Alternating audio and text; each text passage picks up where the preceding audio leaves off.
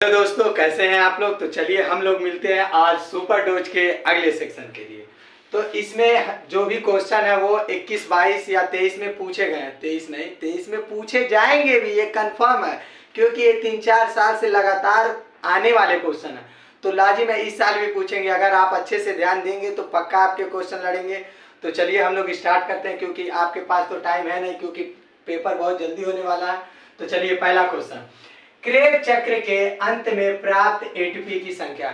Actual में जो Krebs cycle होती है वो ग्लूकोज का एक मॉलिक्यूल बनाने के लिए अपने साइकिल को 2 बार चलाती है। कितनी बार? 2 बार। यानी एक ग्लूकोज के मॉलिक्यूल को बनाने के लिए क्रेब साइकिल अपने चक्र को 2 बार चलाती है, और एक बार चक्र चलने में आपको प्राप्त होते हैं 18 एटीपी।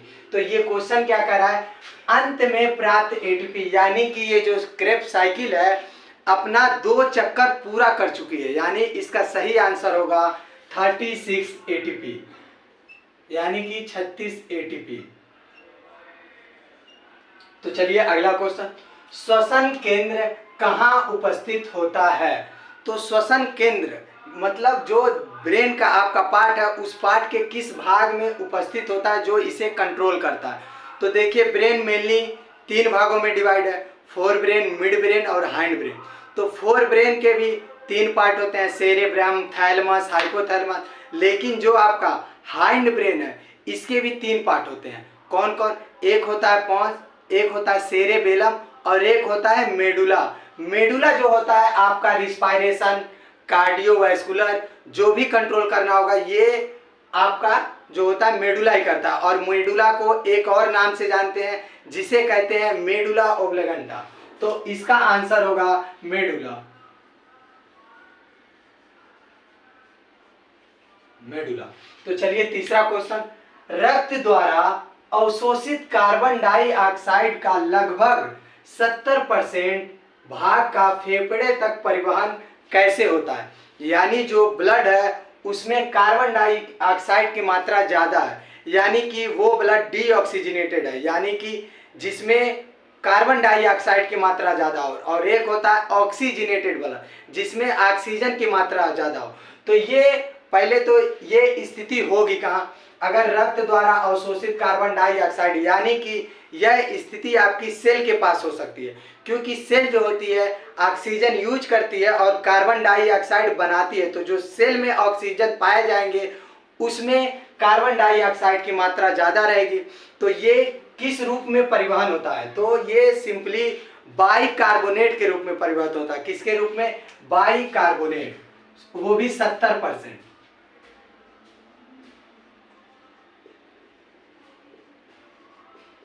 बाइकार्बोनेट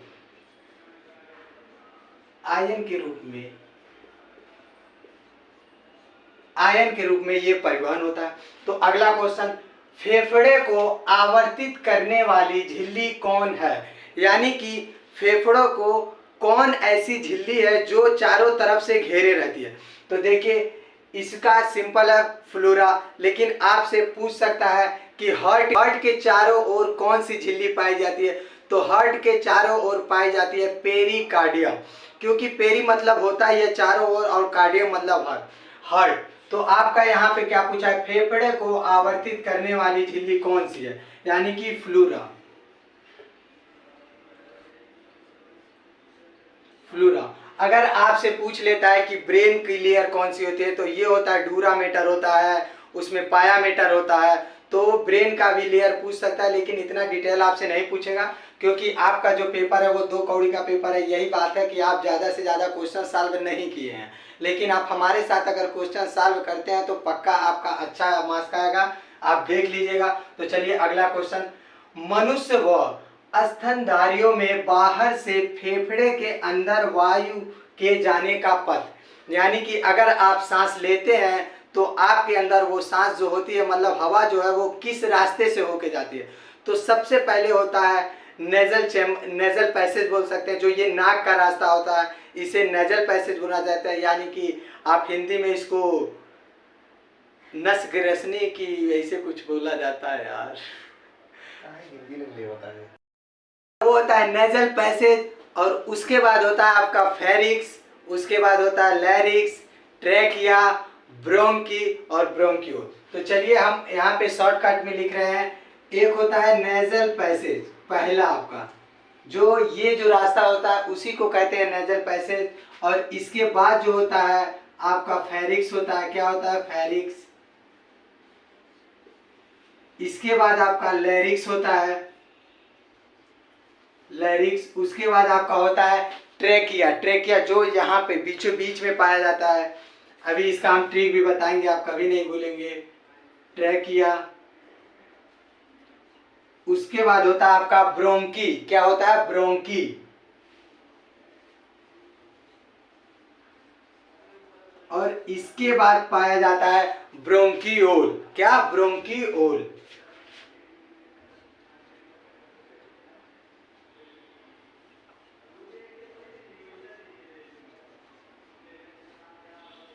बच्चे अक्सर फेरिक्स, लैरिक्स, ट्रेकिया में कंफ्यूज हो जाते हैं कि ऊपर कौन है, बीच में कौन है या साइड में कौन है। तो इसका सबसे शॉर्टकट होता है पलट। क्या? पलट। फेरिक्स का पी, लैरिक्स का एल और ट्रेकिया का टी। इसको आप फार्मूला बना सकते हैं पलट, फेरिक्स, लैरिक्स, ट्रेकिया। तो ये जो होता है मनुष्य व स्तनधारियों में बाहर से फेफड़े के अंदर वायु के जाने का पथ। स्तनधारियां जिसको किसे कहते हैं? जो महिलाएं या जो जीव अपने बच्चे को दूध पिलाते हैं। क्या? दूध।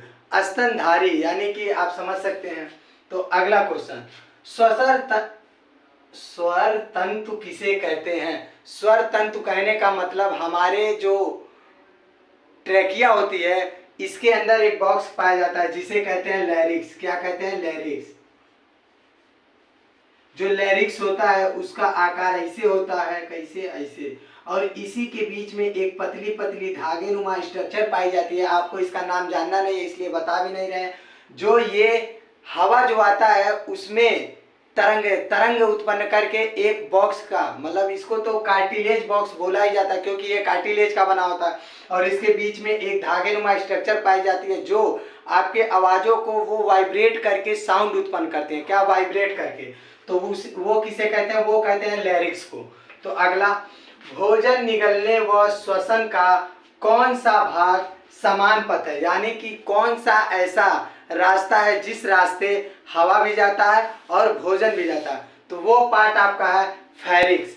फेरिक्स को बोला जाता है common passage of food and air. यानी कि जो फूड एयर के लिए कॉमन पैसेज होता है उसी को कहते हैं फेरिक्स। क्योंकि फेरिक्स के नीचे पाया जाता है आपका, क्या पाया जाता है? लैरिक्स। फेरिक्स के नीचे। तो लैरिक्स जो होता है वो इपिग्लोटिस, ग्लोटिस से ढका होता है। तो इतना डिटेल मत जानिए क्योंकि इतना पूछेगा नहीं। तो इसका जो क्वेश्चन होगा, आंसर होगा, वो होगा आपका फेरिक्स। क्या होगा? फेरिक्स। अब 8वां क्वेश्चन देखिए, अधिकतम निश्वसन के बाद बाहर निकाले जाने वाली अधिकतम वायु कहलाती है। तो ये जो होता है आपकी जैविक क्षमता होती है। यानी कि जो आप अपने पूरे ताकत लगा के जितना हवा बाहर निकाल सकते हैं ताकि उसके बाद आप हवा न निकाल सके, उसी को कहा जाता है आपकी जैविक क्षमता। इसमें बस जो होता है आरबी होता है, जो इसको बोलते हैं रिज्यूअल वैल्यूम, जो आपके अंदर बचा ही रह सकता है। वो जब बच्चा अपने मम्मी के पेट में जब पहली बार वो निकलता है और जब सांस लेता है तो वो हवा तभी भर जाता है और उसके बाद वो कभी नहीं निकलता है। तो उसको छोड़ के आप जितनी हवा बाहर निकाल सकते हैं उसी को कहते हैं जैविक क्षमता। क्या कहते हैं? जैविक क्षमता। एक मिनट, यहाँ नहीं, हम नीचे लिख दे रहे हैं आप लोग के लिए।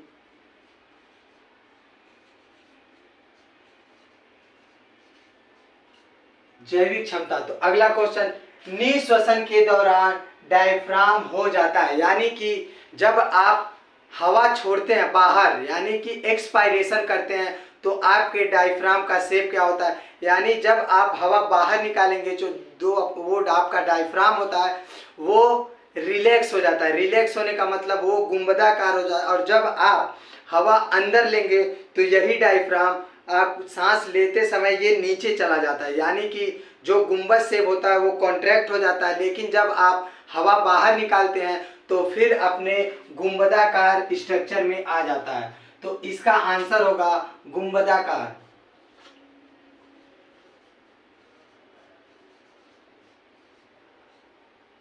गुंबदाकार। 10वां क्वेश्चन, जब रुधिर में कार्बन डाइऑक्साइड की सांद्रता बढ़ जाती है तो श्वसन में क्या परिवर्तन होता है? तो रुधिर में कार्बन डाइऑक्साइड की सांद्रता कब बढ़ती है? अगर आप मान लीजिए दौड़ के आ रहे हैं, तो आप अगर एक्सरसाइज कर रहे हैं या दौड़ रहे हैं तो कुछ भी करेंगे तो आपकी जो सेल होती हैं उन्हें एनर्जी चाहिए होता है, तो ऑक्सीजन का यूज करके कार्बन डाइऑक्साइड बनाते हैं, जिससे आपके शरीर में कार्बन डाइऑक्साइड की मात्रा ज़्यादा हो जाती है। इसीलिए आप लोग सांस लेते हैं वो जल्दी जल्दी और गहरी सांस लेते हैं। क्या? जल्दी जल्दी और गहरी। तो इसका आपका अगर सही आंसर कहेंगे तो होगा श्वसन, जो आपका होगा वो होगा तीव्र, तीव्र एवं गहरा। तीव्र एवं गहरा। तो अगला क्वेश्चन, मेढक में सुप्तावस्था के समय श्वसन होता है, यानी जब मेढक सोता है तो वो किससे श्वसन करता है? तो मेढक एक ऐसा प्राणी है जो अपने मॉइस्ट क्यूटिकल यानी कि ऊपर के स्किन से भी श्वसन कर सकता है, फेफड़े से भी श्वसन कर सकता है। तो इसका सही आंसर होगा जब मेढक सोया होता है तो वो अपने स्किन से, किससे? स्किन से वो श्वसन करता है। तो आप यहाँ पे लिख सकते हैं स्किन।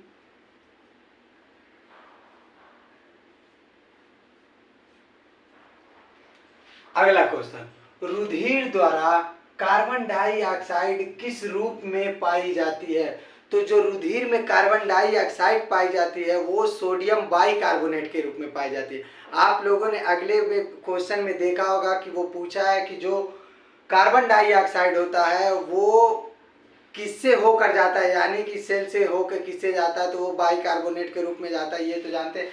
लेकिन जो रुधिर में कार्बन डाइऑक्साइड की मात्रा होती है किस रूप में पाई जाती है? तो वो है सोडियम बाइकार्बोनेट।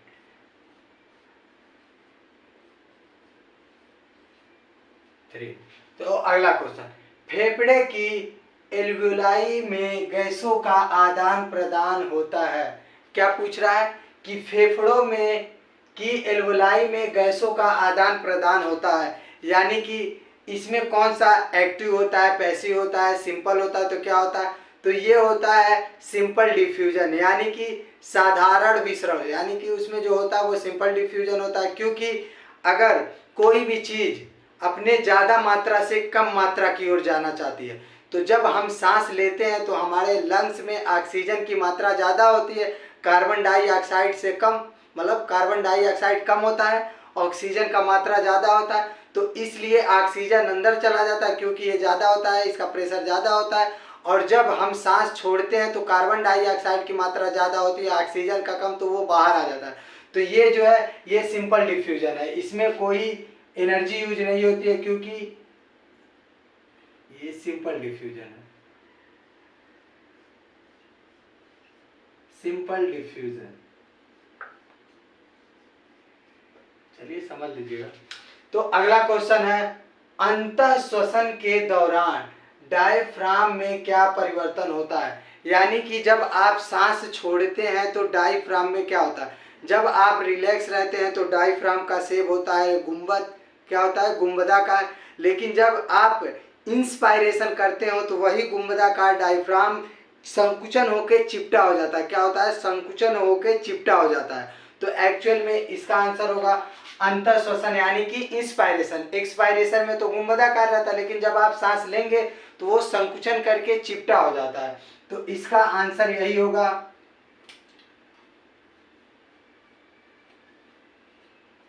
संकुचन करके चिपटा हो जाता है, चिपटा हो जाता है, चिपटा होता है या हो जाता है, जो भी हो।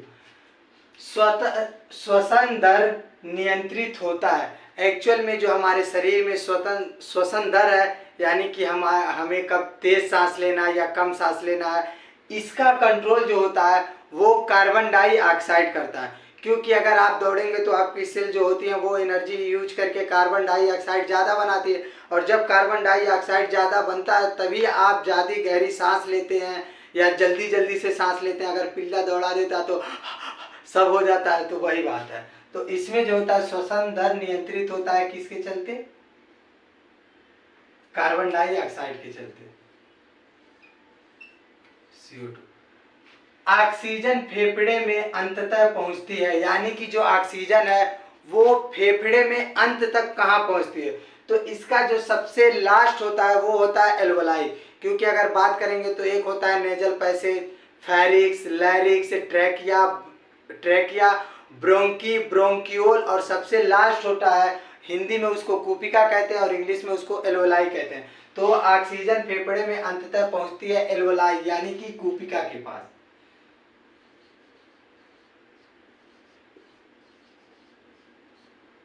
यहीं से जो होता है उसका जो ऑक्सीजन का हीमोग्लोबिन के साथ जो कनेक्शन होता है ये कूपिका और ब्लड के बीच में होता है। तो ये भी क्वेश्चन पूछ सकता है कि अगर ब्लड का ट्रांसफर होता है तो वो कहाँ होता है? वो ब्लड और कूपिका के बीच में होता है। तो अगला क्वेश्चन देखिए, किस जंतु में बिना किसी श्वसन अंग के श्वसन पाया जाता है? तो वो है केचुआ। वो तो आप लोग भी जानते होंगे, क्योंकि केचुए के अंदर जो होता है वो श्वसन तंत्र नहीं पाया जाता।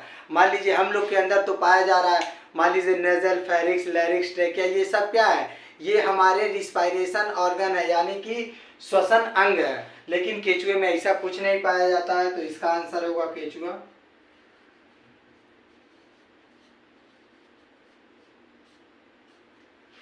और लास्ट क्वेश्चन है, अधिकतम ऊंचाई के पर्वत पर चढ़ने से मानव में परिवर्तित रुग्णावस्था उत्पन्न होने का कारण।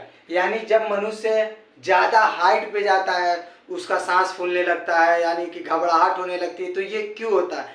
एक्चुअल में इसका अगर ऑप्शन दे दे कि वातावरण में ऑक्सीजन की मात्रा कम हो जाए, तो कितने बच्चे इस पे टिक लगा देते हैं, लेकिन ये बिल्कुल गलत है। क्योंकि अगर आप जितना ऑक्सीजन इस वातावरण में है, अगर आप इसका रेशियो निकालेंगे कि कितना कितना परसेंट है, तो सभी गैसों के मुताबिक सेम होगा। अगर आप वहीं पहाड़ के जितना एनवायरनमेंट है वहाँ का निकालेंगे तो वहाँ भी सेम होगा। लेकिन क्या होता है, वहाँ पे हवा इतनी पतली हो जाती है, उसके मॉलिक्यूल जो ऑक्सीजन के मॉलिक्यूल होते हैं वो दूर दूर हो जाते हैं, जिससे आपको पर्याप्त मात्रा में ऑक्सीजन नहीं मिल पाती है। इससे आपको उस पर्वत के ऊपर चढ़ने में रुग्णावस्था उत्पन्न होती है। तो आप सिंपल कह सकते हैं कि ऑक्सीजन की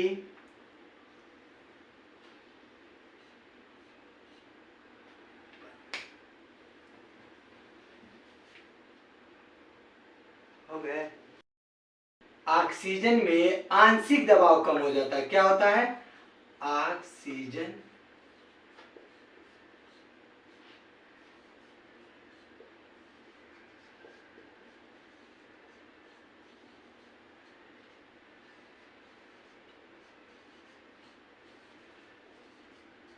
तो वहां पे पर्वत पे ऊपर जाने से जो ऑक्सीजन का आंशिक दबाव होता है वो कम होता है। ये नहीं कि वहां पे ऑक्सीजन की मात्रा कम होती है, क्योंकि पृथ्वी पे जितना है उतना वहां पे भी है, लेकिन इसके मुताबिक अगर आप परसेंटेज निकालेंगे तो सेम आएगा। लेकिन वहां पे सभी गैसें कम है, तो उसके जो मॉलिक्यूल होते हैं दूर दूर होते हैं, जिससे आपको पर्याप्त मात्रा में ऑक्सीजन नहीं मिलती है। बस इसीलिए आपको ये परेशानी होती है। तो चलिए आज के लेक्चर में इतना ही, मिलते हैं अगले लेक्चर में। थैंक यू, धन्यवाद।